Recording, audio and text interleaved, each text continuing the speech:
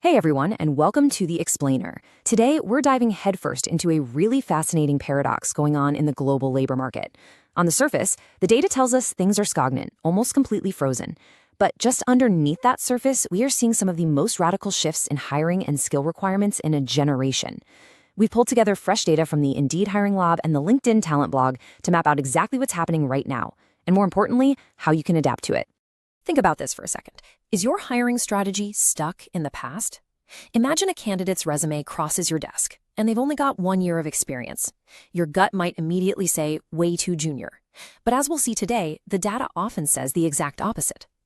Clinging to those traditional hiring models, the ones that prioritize years of experience over a candidate's actual growth trajectory, it leaves companies completely unprepared for the massive disruptions happening as we speak. So, here's our roadmap for today. First, we'll cover the unmoving labor market. Second, AI spreads beyond tech. Third, navigating sector-specific gaps. Fourth, the skills-first hiring revolution. And finally, building a growth culture. Let's get right into it. Section 1, the unmoving labor market. Let's establish our baseline reality. When you look at the data from the May 2026 JOLTS report, the reality is undeniable. If you compare May 2022 to May 2026, quit rates have absolutely plummeted across almost every single sector. People are just staying put. The whole Great Resignation era, that is entirely in the rearview mirror, and we're now looking at a workforce that is seriously hesitant to make a move. And this builds into a much broader economic paradox. Looking at the June 2026 jobs report from Indeed, we have what they're calling an unmoving tide. We're getting these top-line headlines showing modest job gains, right? But underneath that, overall hiring is fundamentally weak. It's a very slack market. Employers are holding on to the talent they already have, but they are incredibly cautious about actually adding new headcount. Which brings us to this rather shocking number, 16%. In this sluggish market, nearly 16% of active job seekers are already working multiple jobs. They aren't just casually browsing, they are hustling just to get by. So the main takeaway here is that while the top-line numbers look totally stable, the day-to-day reality for a massive chunk of the workforce is highly pressurized and, honestly, pretty stagnant. But hey, it's not all doom and gloom. There are some real bright spots in the data. When we look at workforce demographics, the gap between male and female labor force participation has hit a record low, and it's continuing to drop. Women are closing this critical gap, which is completely reshaping the available talent pool, even while overall hiring velocity stays slow. All right, Section 2. AI spreads beyond tech. Meet the great disruptor. So here is the vital shift happening today. It's all about who is actually being asked to use AI. Just a year or two ago, AI was mostly a story for data scientists, software engineers, the tech crowd. Not anymore.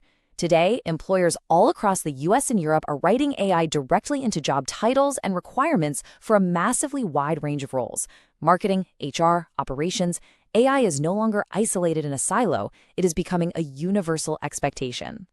And that brings us to a crucial concept, agentic AI. These are AI systems that can actually pursue complex goals with very little human supervision. And according to Indeed's latest analysis, agentic AI might actually be flipping the script. So instead of that old, scary narrative where AI exposure equals job destruction, we're actually seeing small, highly concentrated pockets of job creation popping up around these specific skills. It literally changes everything about how we measure a candidate's overall value. Moving right along to Section 3, navigating sector-specific gaps. Now, this overarching market stagnation doesn't look the same everywhere. It affects different industries in completely different ways. For instance, in healthcare, LinkedIn reports a severe structural shortage of clinical nurses. It's a pipeline issue. It's just flat out hard and getting harder. On the flip side, consider cybersecurity.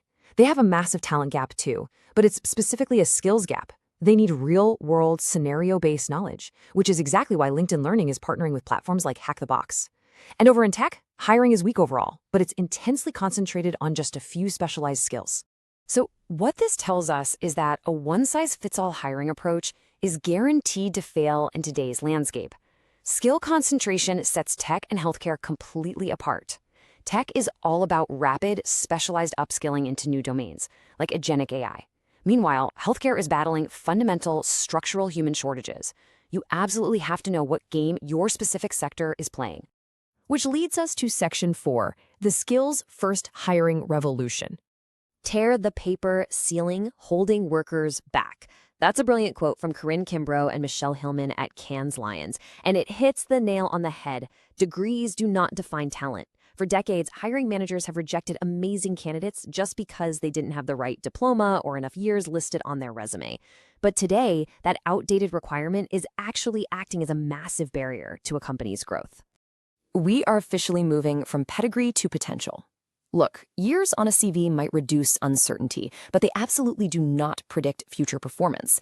A hiring manager might look at a marketing candidate and think too junior, simply because they only have 12 months of experience. But experience only records the past. Potential, which we measure by learning speed, ownership, curiosity, execution, that determines where they are gonna go.